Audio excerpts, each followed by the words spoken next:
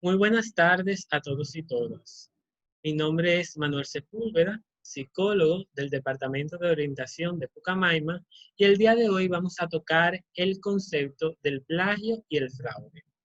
Dentro de este espacio estaremos respondiendo a las preguntas de qué es, o sea, cuál es la definición de esto, cómo se incurre en el plagio y en el fraude, cuáles podrían ser las consecuencias en caso de ejecutarlo y cómo podríamos evitar caer en estas situaciones del plagio y el fraude.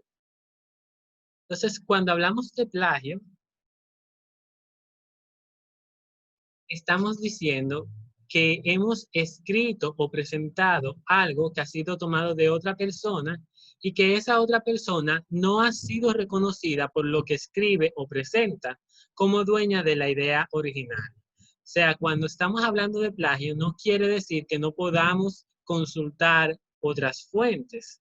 El punto es que si uno la consulta, uno le pueda dar el crédito a ese autor de donde yo lo saqué. Y esto se hace pudiendo citar la fuente de donde yo lo saqué. Vamos a explicarle más adelante cómo esto se hace. Pero si esta fuente no la cito, podríamos ser víctimas o podríamos estar cometiendo, mejor dicho, lo que hablamos de plagio. Entonces, ¿cuáles son algunas de las situaciones comunes de plagio? Cuando entregamos un trabajo realizado por otro como propio. O sea, esto estaríamos hablando de una copia total. Al copiar y presentar ideas de alguien sin otorgarle el crédito al que le corresponde. Como habíamos dicho, yo puedo consultar, principalmente si estoy haciendo un trabajo de investigación, algo en algún libro, en el internet o en cualquier otra fuente, pero lo importante es poderle dar el crédito a esta persona de, que realmente creó la información. También incurro en plagio al no dar información de la fuente que se obtiene una cita. O sea, hay personas que realmente sí citan, ponen el autor, la fecha dentro de la estructura del trabajo, sin embargo, al final no ponen las referencias bibliográficas de esto que yo cité. Entonces, para evitar ser sancionado por plagio, tengo tanto que saber citar como también poner dentro del trabajo las referencias bibliográficas. Y otra forma común de cometer el plagio es cuando cambio palabras manteniendo la estructura de la oración sin citar la fuente. O sea, hay estudiantes que dicen, no, pero yo lo dije con mis palabras, esto que yo ya investigué. Y si bien es cierto, y esto es excelente para el proceso de aprendizaje, yo poder parafrasear lo que yo leí, o sea, cuando hablamos de parafrasear, es decirlo con tus propias palabras, esto es excelente y es lo recomendable hacer. Aún yo cambié las palabras o lo dije con mis palabras, estoy teniendo la misma estructura y lo saqué de un sitio. Entonces, ese párrafo que usted creó, también le tiene que dar crédito a cuál fue la inspiración, o sea, qué fue lo que usted leyó que le hizo crear dicho contenido. Por lo tanto, siempre es recomendable cuando estamos haciendo un trabajo de investigación para la universidad, para un profesor o incluso en la tesis, o esto es obligatorio, aprender a citar y marcar las referencias bibliográficas del trabajo académico que esté realizando para evitar ser sancionado por plagio. Otra forma muy común es el famoso copy-paste, o sea, cuando copias de internet algún texto, imagen, etcétera, le incluyes una introducción, una conclusión y lo presentas como una investigación, reporte de lectura o cualquier otro tipo de tarea. Es lo que bien común llamamos copy-paste, copia y pega, y incluso he tenido la experiencia de estudiantes que ni siquiera le cambian el tipo de letra original y te ponen uno con un tipo de letra y otro con otro. Entonces, realmente esto también le llamamos plagio porque a pesar de que uno creó la introducción y conclusión, todo el contenido del trabajo es de alguien más.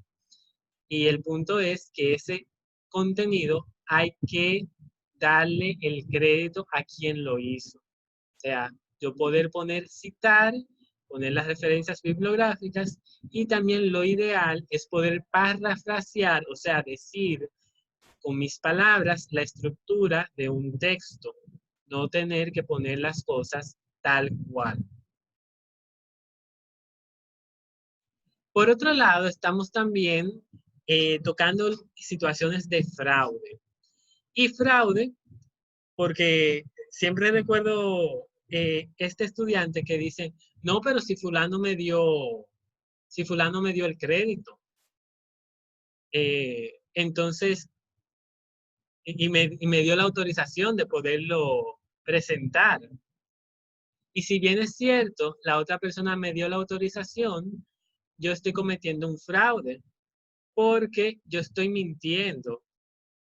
Estoy haciendo creer al profesor que yo entregué un trabajo cuando realmente no fui yo el autor de dicho trabajo. Entonces, eso se podría ver como un fraude. Otras situaciones de fraude es al fijarse en la respuesta de otro compañero en un examen o en pruebas. Eso también podría ser sancionado. Al aparecer como participante en un trabajo, tarea o práctica en el cual usted no participó.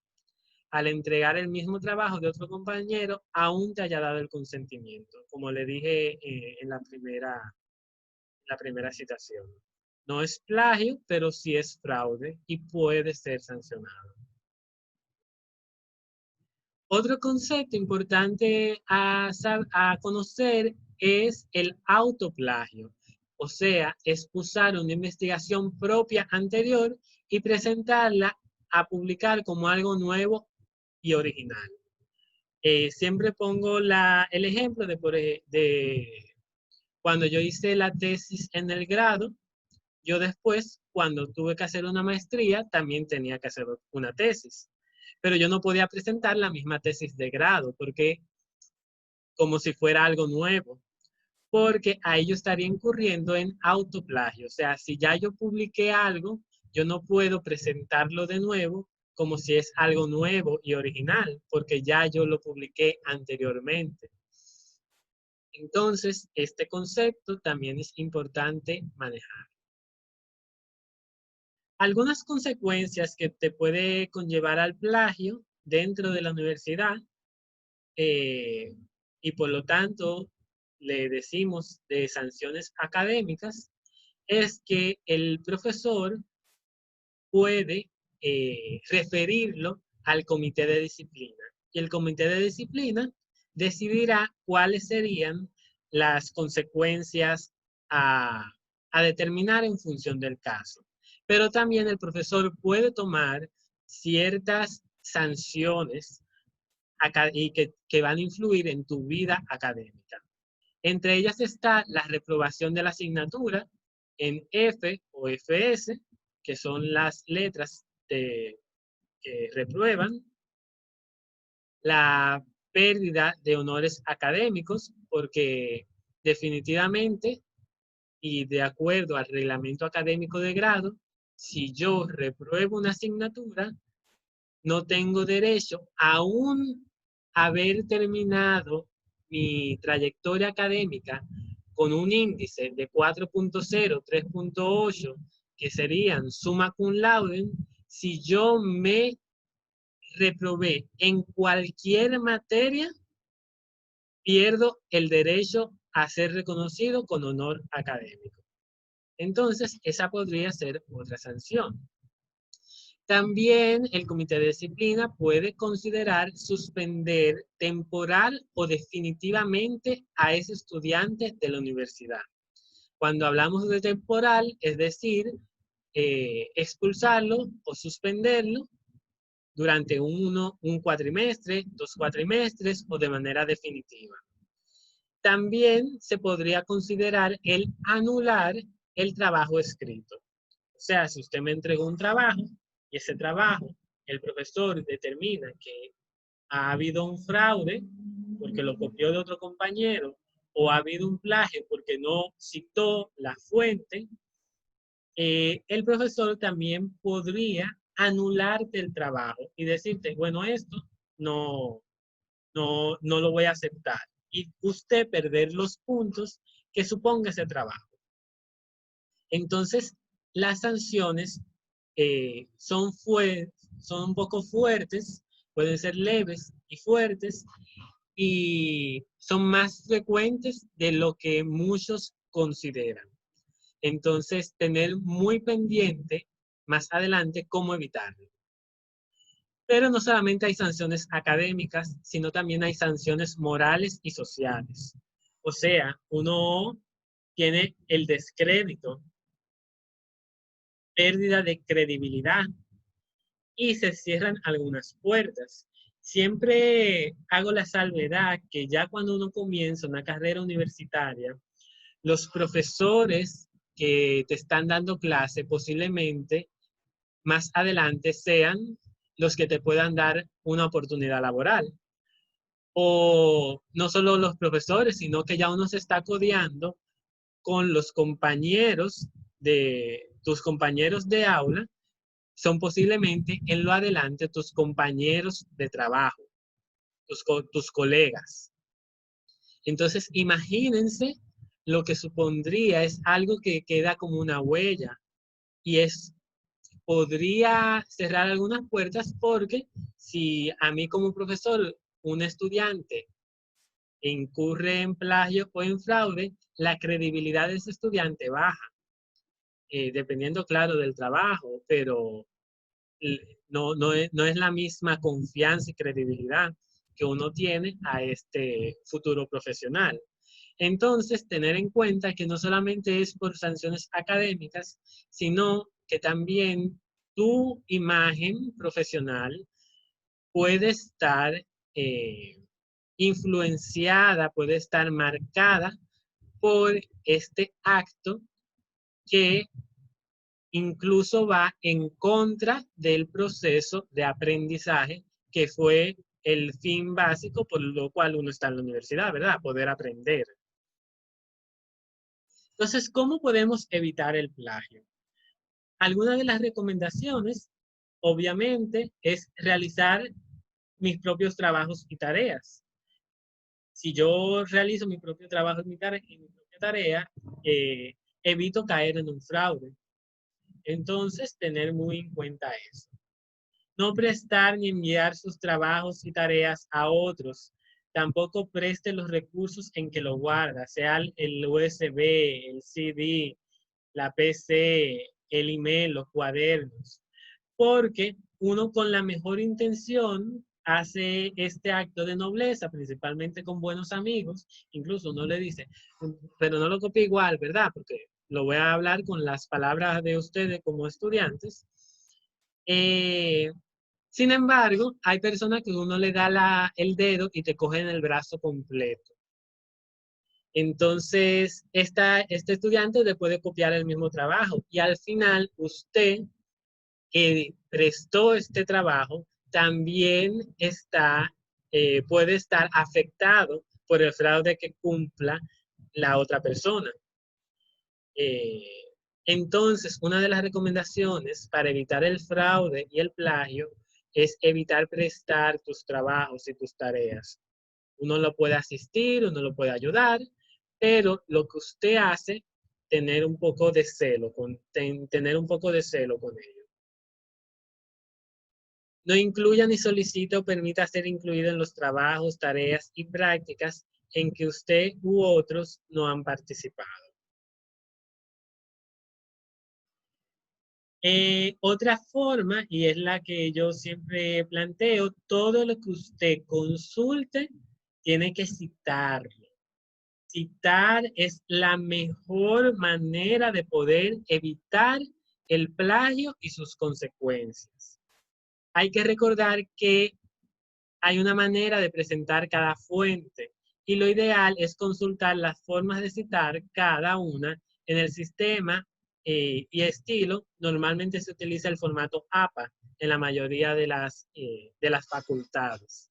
Entonces, más adelante les voy a decir algunos ejemplos de cómo citar, pero también es importante que ustedes puedan consultar el manual de, de publicaciones de la APA de cómo citar. Otra de las recomendaciones es incluir mis propias ideas, reflexiones, pensamientos y comentarios respecto a las citas que presentas. Es muy válido el hecho de uno poder jugar, ¿verdad?, en el trabajo y exponer lo que dice un autor y uno decir, y yo pienso de esto que la otra persona dijo, yo pienso poder parafrasearlo, o sea, decirlo con mis propias palabras, eh, reflexionar de aquello que uno leyó, o sea, no solamente establecerlo como en moldes lo que otra persona dijo, sino también incluir lo que yo mismo pienso, mis reflexiones, mis pensamientos, mis comentarios de aquello que yo consulté. Nunca apoyes la elaboración de un trabajo solo en citas, pues esto no favorece tu aprendizaje y crecimiento como estudiante y futuro profesional. Esto va de la mano a lo que planteaba anteriormente. Entonces, como le dije, el formato más utilizado en las facultades es el formato APA en las universidades, pero también está el formato Vancouver. Yo les voy a hablar en lo adelante del formato APA, que es el más utilizado. Entonces, cuando esto es un ejemplo de cómo citar. Eh, Cuando uno termina de realizar un párrafo, pueden ver aquí, uno pone el apellido del autor donde usted consultó la fuente, luego una coma y el año de dicha publicación.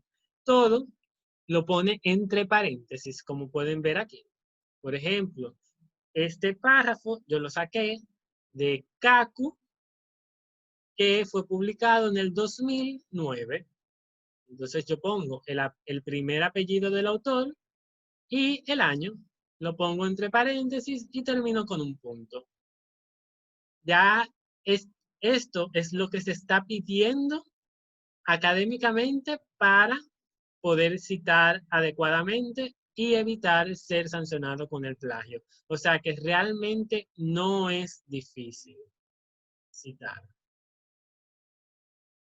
Esta otra forma es que yo también, para que los trabajos no se vean como párrafo, entre paréntesis, solamente una forma de citar, esta es otra forma en que también pueden citar. O sea, yo puedo poner aquí el apellido, entre paréntesis, el año de la publicación, y yo decir, por ejemplo, CACU 2009 refiere que las cosas no van a afectar, pues tener repercusiones, etcétera.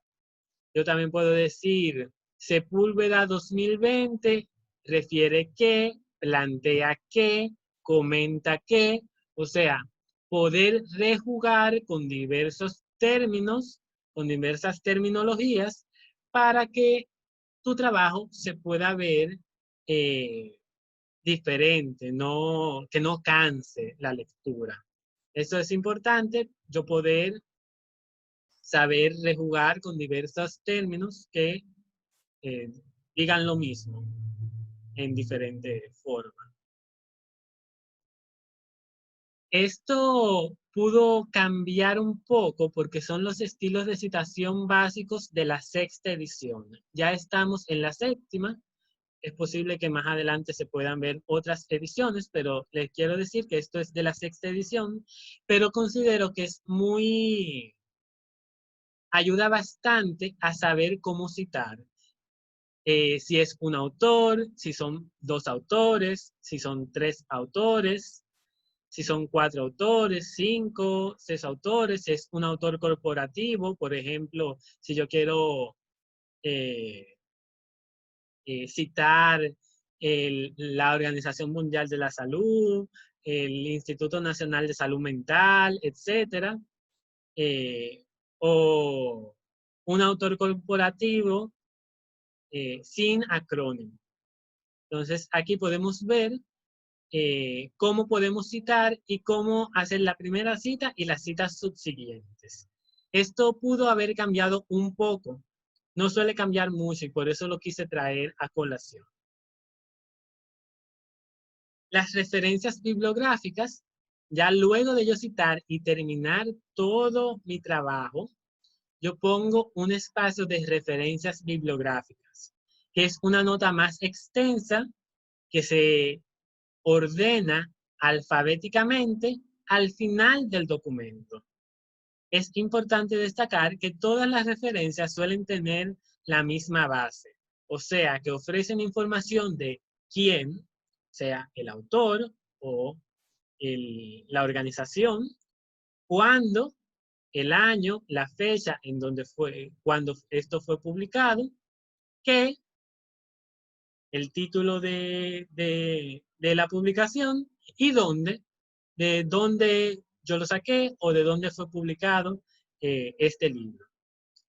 Pero entender que así como tienen la misma raíz y la misma base, no es lo mismo como yo lo presento si es un libro, que si es una página web, que si es un artículo que yo leí en Instagram, por ejemplo. Cada cosa tiene sus variaciones. Como aquí establece, cada condición tiene una forma diferente de establecer las referencias. Aquí vamos a ver algunos ejemplos. Del artículo de internet se pone el apellido completo, el inicial del primer nombre, la fecha, el título de la publicación, el nombre de la página web de donde lo saqué y la URL, o sea, el link. Esto es un ejemplo que podemos ver aquí. El autor es Moret. Aquí pueden ver la fecha de publicación, el título 7 consejos para pedir una hipoteca, el nombre de la página web, rastreador y la URL. Y esta es la forma de poder hacer una referencia bibliográfica de acuerdo a la séptima edición de la APA. Aquí pueden ver otro ejemplo ya de cómo poner la referencia bibliográfica de un libro. Por ejemplo, el autor es Cian Covey, pongo Covey, que es el apellido del autor, el, el inicial del primer nombre, la fecha, el título y de la editorial. Lo que se suele recomendar es que puedan revisar las normas APA del Manual de Publicaciones de la Asociación Americana de Psicología. Eso ustedes lo pueden conseguir en la página web o también en la biblioteca. Y en este link que yo le puse aquí debajo, es una página web que también ayuda a, a evidenciar ejemplos de cómo citar según sea la condición. Y no solamente citar, sino también cómo establecer las referencias bibliográficas. Entonces, hasta aquí hemos llegado. Muchísimas gracias a todos por atender a esta clase y espero que haya sido de su provecho.